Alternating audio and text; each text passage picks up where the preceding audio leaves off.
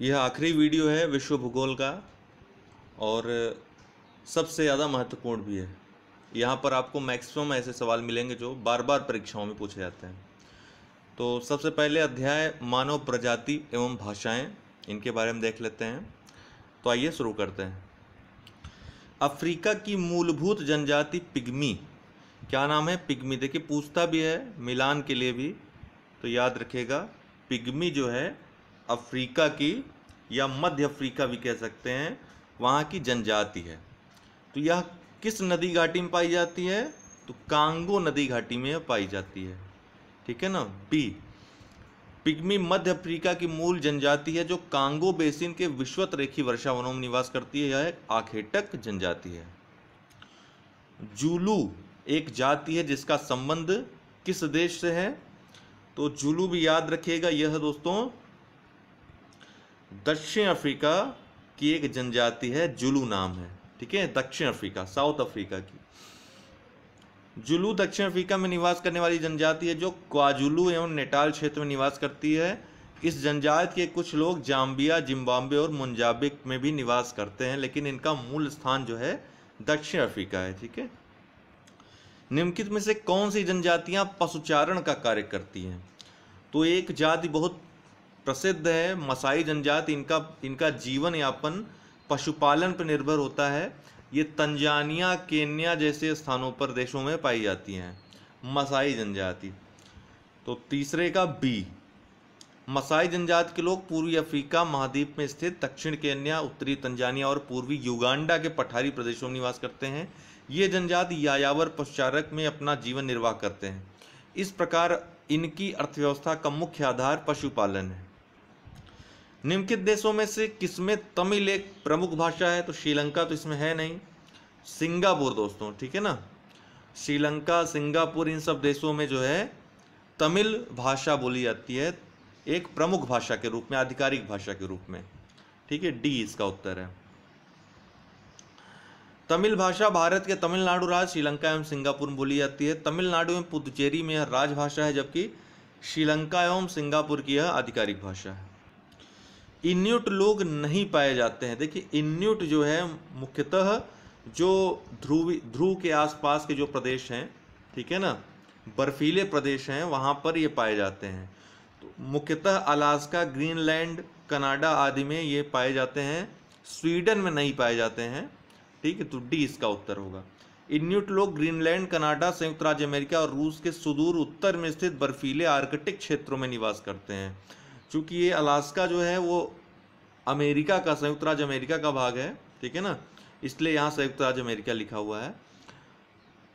लेकिन अलास्का स्थित कहाँ है? ये कनाडा के, ये संयुक्त राज्य अमेरिका यूएसए है, फिर कनाडा है, लेकिन यहाँ पे आपको अलास्का मिलेगा। लेकिन इस अलास्का पे संयुक्त राज्य अमेरिका का अधिकार है। ये अलास्का संयुक्त राज्य अमेरिका का प्रदेश है। ठीक है।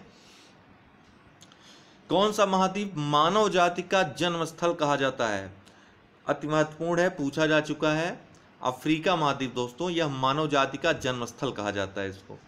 आधुनिक मानव के पूर्वजों के लाखों वर्ष पुराने अवशेष अफ्रीका महाद्वीप में स्थित महान ब्रंश घाटी ग्रेट रिफ्ट वैली से प्राप्त हुए हैं, इसलिए अफ्रीका महाद्वीप को मानव जाति का जन्म स्थल कहा जाता है।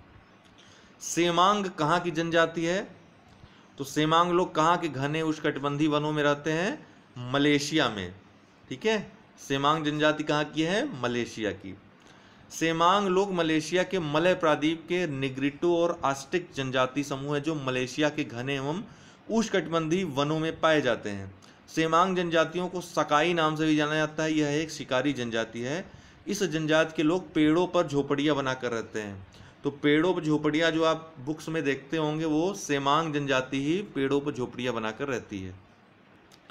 निम्नलिखित देशों में से किस एक की राजभाषा स्पेनिश नहीं है? देखिए दोस्तों, स्पेनिश जो है हिंदी के पहले, अभी तो हिंदी दूसरे स्थान पर हो गया। हाल ही में एक सूचना आई थी, एक रिपोर्ट आई थी जिसमें हिंदी को चीनी भाषा अर्थात मंदारिन जिसको कहते हैं, पहले स्थान पे तो चीनी भाषा है जिसको मंदारिन भाषा कहते हैं। दूसरे स्थान पे सर्वाधिक बोले जाने वाली भाषा पहले स्पेनिश थी, अभी क्या हो गई है? हिंदी हो गई है। ठीक है, एक रिपोर्ट के अनुसार।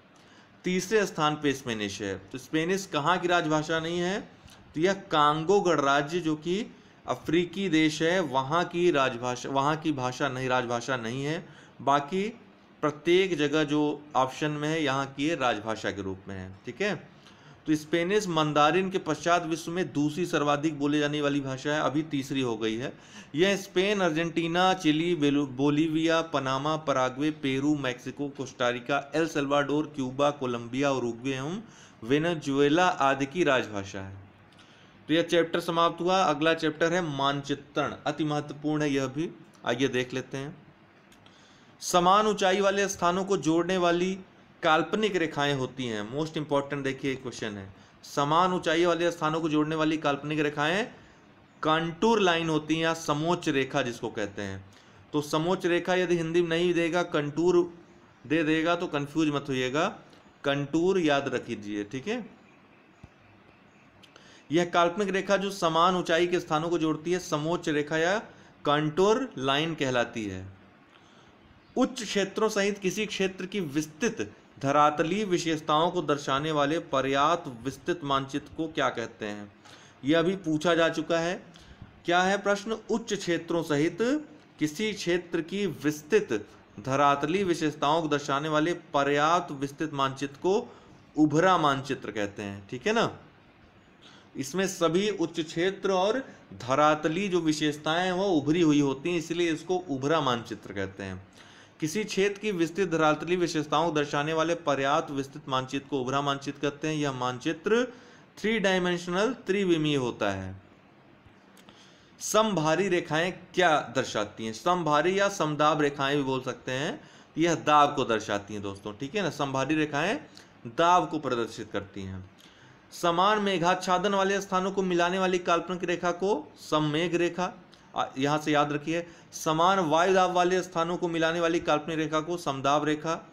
समान वर्षा वाले स्थानों को मिलाने वाली काल्पनिक रेखाओं को समवर्षा रेखा तथा सागरों एवं महासागरों में समान लवणता वाले बिंदुओं को मिलाने वाली काल्पनिक रेखा को समलवण रेखा कहते हैं। वहीं समभारी रेखाएं क्या दर्शाती हैं? दाब को दोस्तों। मानचित्रों पर क्षेत्रफल मापने के लिए प्रयुक्त यंत्र को क्या कहते हैं? यूपीपीएससी का, यूपीपीसीएस लोअर का क्वेश्चन है यह, प्लेनीमीटर दोस्तों। ठीक है ना, मानचित्रों पर क्षेत्रफल मापने के लिए कौन सा यंत्र प्रयोग करते हैं? प्लेनीमीटर, जिसको हिंदी में क्षेत्रमापी भी कहा जाता है।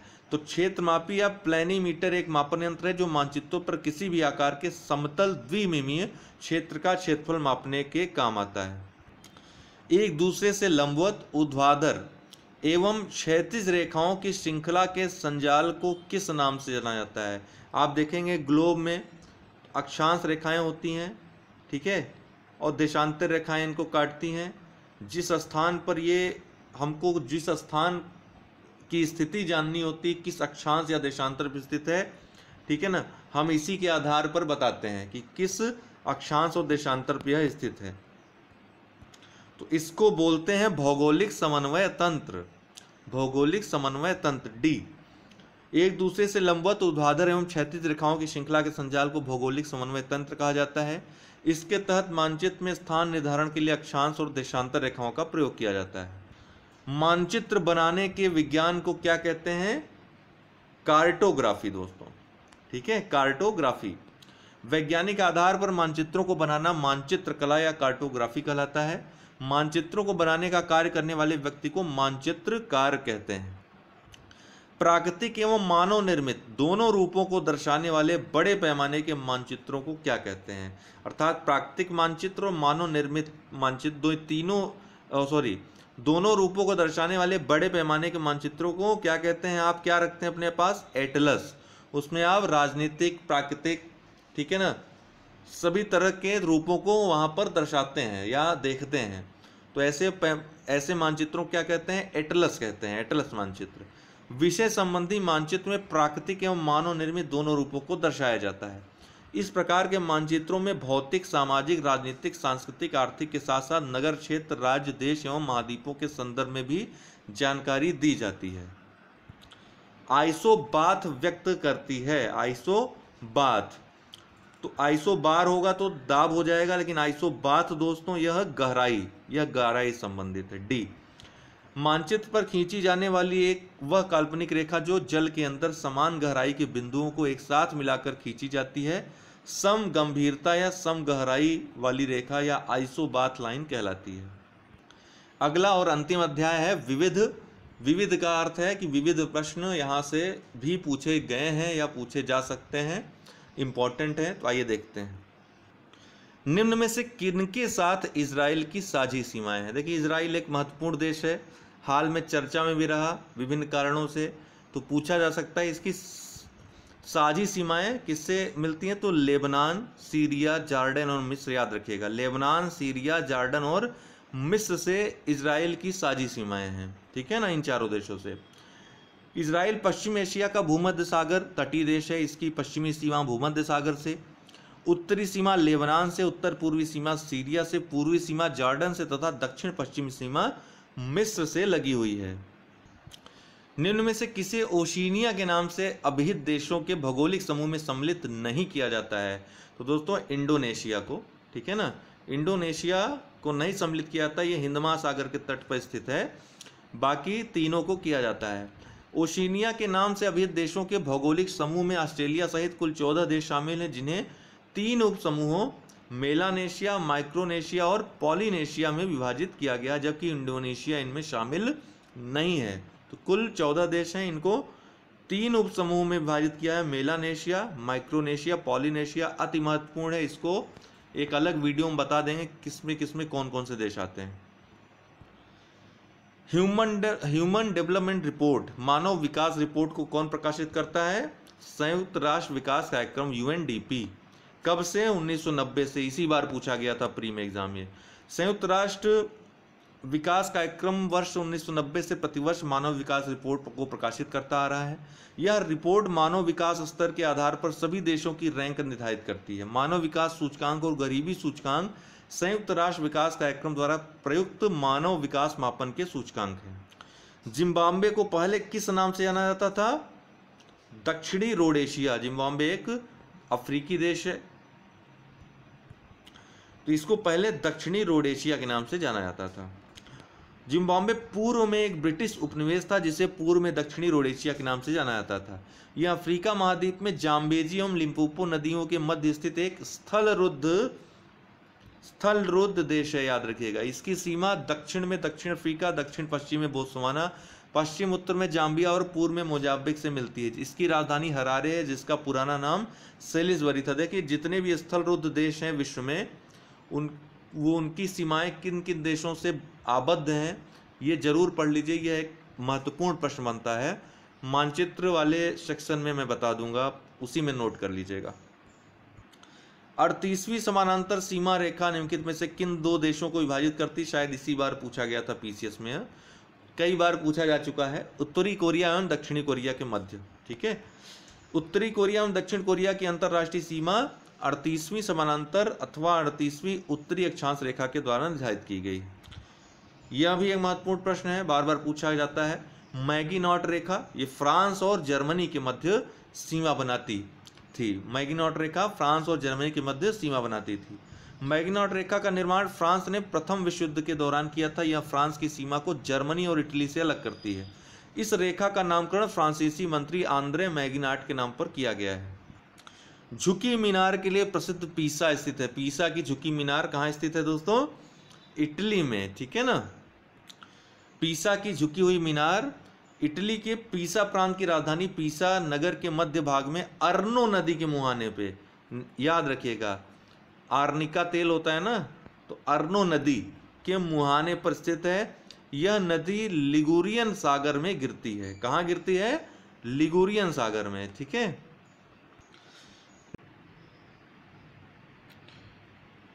अगला प्रश्न है, सन सिटी अवस्थित है।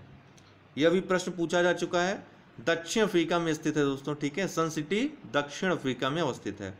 सन सिटी दक्षिण अफ्रीका के उत्तर पश्चिमी प्रांत में एलेंड्स नदी एवं पिलान्सबर्ग पर्वत के मध्य अवस्थित है। क्वांटो मैदान जिस देश में वह है, क्वांटो कहाँ है दोस्तों? जापान में, ठीक है ना। क्वांटो मैदान जापान में स्थित है। क्वांटो मैदान जापान का अत्यधिक विकसित नगरीकृत और औद्योगिक प्रदेश है। पूछता भी है, क्वांटो या क्वांटन करके पूछ देता है कभी कभी, तो याद रखिएगा। निम्नलिखित में से किस एक में माल्टा अवस्थित है? माल्टा दोस्तों यूरोपीय एक देश है, द्वीप भी है यह। तो यह भूमध्य सागर के पास अवस्थित है, 20 का उत्तर है। माल्टा एक लघु द्वीप है जिसका कुल क्षेत्रफल मात्र 316 वर्ग किलोमीटर है। यह एक यूरोपीय देश है जो इटली के समीप भूमध्य सागर में अवस्थित है। टर्की का कौन सा नगर पश्चिम का द्वार कहलाता है? तो इस्तांबुल, इसकी राजधानी भी है इस्तांबुल, पश्चिम का द्वार कहलाता है। इस्तांबुल प्रायद्वीपीय क्षेत्र में स्थित टर्की का शहर है जो 3 ओर से मार्मरा सागर, वास्पोरस जलसंधि एवं गोल्डन हॉर्न जैसे जलीय क्षेत्रों से घिरा है। इस्तांबुल की भौगोलिक अवस्थिति के कारण इसे पश्चिम का द्वार कहा जाता है। याद रखिएगा, मार्मरा सागर, वास्पोरस जलसंधि एवं गोल्डन हॉर्न जैसे जलीय क्षेत्रों से घिरा हुआ इस्तांबुल। किसी क्षेत्र में जनसंख्या का घनत्व किसकी संख्या में मापा जाता है? तो आसान प्रश्न है, लोगों की संख्या में, अर्थात प्रति वर्ग किलोमीटर कितने लोग रहते हैं किसी स्थान पे, यही घनत्व होता है। ठीक है ना, तो ए इसका उत्तर है।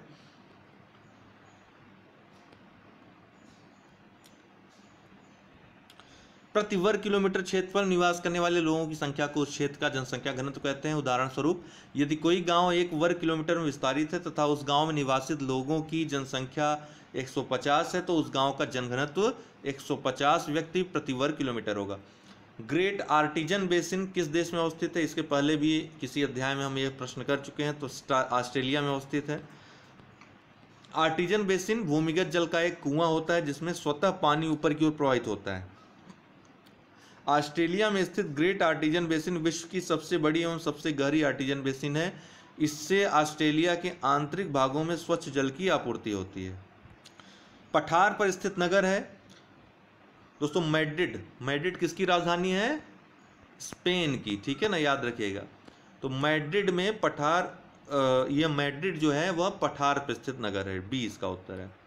दक्षिण यूरोप महाद्वीप में आइबेरियन प्रायद्वीप के आंतरिक भाग में मेसेटा पठार स्थित है। स्पेन के अधिकांश भाग इसी पठार पर विस्तृत हैं। किस पर? मेसेटा पठार पे। स्पेन की राजधानी मैड्रिड भी इसी पठार पर स्थित है। हिमानी झील इटास्का किस नदी का स्रोत है? यह भी पूछा गया प्रश्न है। इटास्का झील जो है वो किस नदी का स्रोत है? तो मिसिसिपी नदी यहीं से निकलती है। ठीक है ना।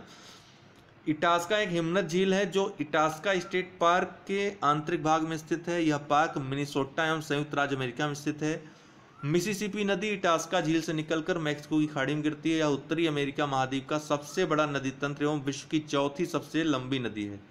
ओहायो, अरकानसास तथा रेड रिवर मिसिसिपी की प्रमुख सहायक नदियां हैं। तो दोस्तों विश्व का भूगोल समाप्त हुआ। अब हिस्ट्री स्टार्ट होगा। हिस्ट्री के प्रश्नों को देखेंगे। वह थोड़ा फास्ट चलेगा, जल्द समाप्त हो जाए, क्योंकि उसमें समझाने वाली चीज़ें इतनी ज़्यादा कॉन्सेप्ट तो रहता नहीं हिस्ट्री में। ठीक है ना। तो इसका PDF भी अभी दे दे रहा हूँ, आप लोग इसको बार बार देखिएगा। बहुत महत्वपूर्ण प्रश्न रहे हैं, चैप्टर वाइज रहे हैं, इसलिए आपकी तैयारी बहुत अच्छी हो जाएगी। ठीक है ना, पूरे सिलेबस की। तो बहुत बहुत धन्यवाद दोस्तों।